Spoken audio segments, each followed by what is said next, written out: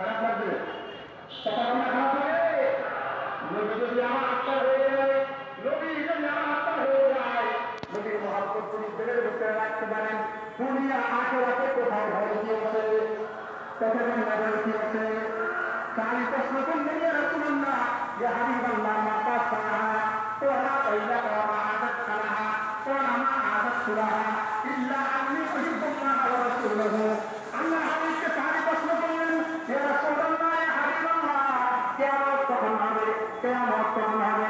আল্লাহ হাবিব জবাব দেয়, কিয়ামতের কথা বারবার জিজ্ঞাসা করো, কিয়ামতের জন্য কি তৈরি করছো? কি বলছে? কিয়ামতের জন্য কি তৈরি করছো, কি তৈরি করছো?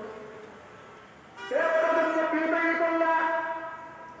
কারো বিবাহ অনুষ্ঠান সকাল 10টায় তো মেহমান সন্ধ্যায় কোথায় আছেন, কথা বল না। খাবার রেডি হওয়ার আগে বলতে খাবার প্রস্তুত, সবকিছু রেডি।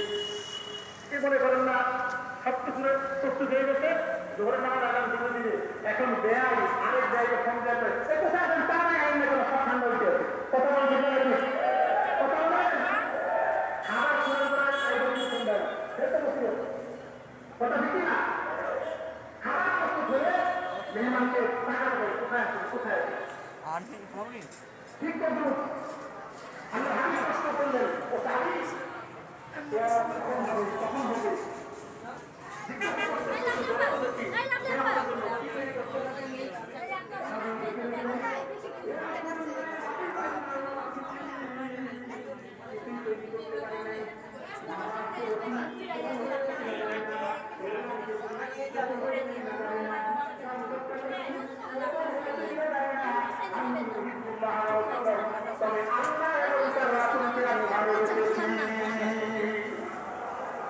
কি করেছে, কি করেছে?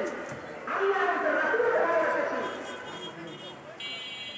আল্লাহ আমি জবাব দিলেন, ও সাহাবী,